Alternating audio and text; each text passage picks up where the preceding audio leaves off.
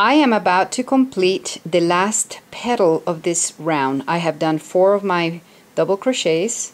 I am going to go ahead and proceed to do my half double crochet and then my single crochet, finish with a single crochet, and the pattern tells us to join it to the first single crochet with a slip stitch.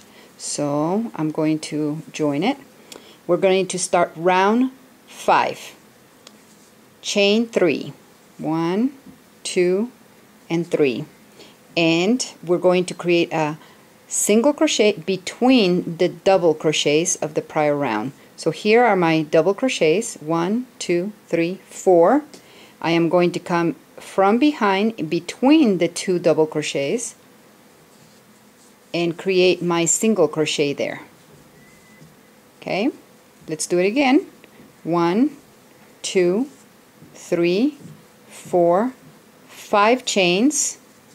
Find your next petal in the middle of the 2 double crochets and create your single crochet. Repeat those instructions until you have 6 chain 5 spaces. And I have created 5 chains, and I am going to join it to the single crochet behind that first petal. So not here, not between the petals, but the single crochet back here in the back of the first petal.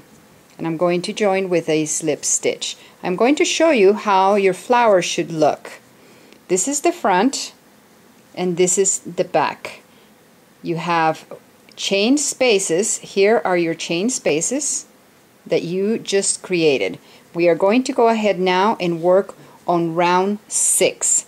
In round 6 it tells us to do chain 1, and it tells us to create the first petal in this first chain 5 space, and we do that by starting with a single crochet, move on to a half double crochet, and this time we are going to create 8 double crochets. Our petals need to get bigger. 1, 2, 3, 4, 5, 6, 7, and 8. I have created 8 double crochets, and I'm going to do now a half double crochet, and I'm going to end with a single crochet. So I have created my first petal from round 6. Now we are going to go ahead and proceed to repeat those instructions 5 other times. I am about to finish the last petal of this round. I have already created my 8 double crochets. I'm going to finish this petal with a half double crochet and finish it with a single. And I am going to join to the beginning single crochet with a slip stitch. Now at this point you can choose to finish off your project, and you can leave the flower at this size, or you can choose to continue to round 7 and 8. Round 7 calls for a chain 3, 1, 2, and 3, and for a single crochet between the 8 double crochets. So 1, 2, 3, 4. Here is the middle. I'm going to open mine up so you can see it.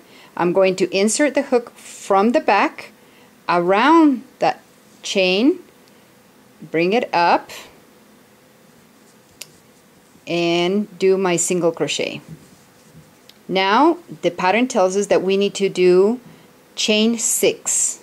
1, 2, 3, 4, 5, 6, and single crochet between the 8 double crochets of prior round. I'm sorry, sometimes yarn can get tangled up in there. Okay, here are my chain 6 spaces. That's where we are going to create the next petals. These are my chain 6. I am going to join it to the first single crochet behind the first petal. Not in between the petals, but the single crochet behind the first petal. Join with a slip stitch, and the last round requires that we do a chain 1, and we are going to start with a single crochet. This is our last round of petals. The next is a half double crochet, and this round our petals need to be wider and taller, and the way we achieve that is by creating 4 double crochets, 1, 2, 3, 4. Move the base of the single crochets to the right, and now we're going to create 2 treble crochets, and we do that by yarn overing 2 times. Yarn over, release 2 loops, yarn over, release 2 loops, yarn over, and release 2 loops. That's how you create a treble crochet. We're going to do one more because the petal requires 2. So yarn over twice, yarn over, release 2 loops, yarn over, release 2 loops, and yarn over, release 2 loops. Now we're going to create 4 double crochets in the same space. 1, 2, 3, and 4. The next, we're going to create a half double crochet, and we are going to finish the petal with a single. Note how this petal is wider and taller than the other petals. Now repeat those instructions in the next chain 6 space. I have completed all of the petals around my flower. I am going to go ahead and finish my last petal by making a half double crochet, and of course finishing the petal with a single crochet. The pattern tells you that you need to join to beginning single crochet and with a slip stitch and to fasten off. The way we do that, we create 1 chain, 2 chains, clip up to about 3 inches, and bring that thread out and slide the 2 chains down to close it off.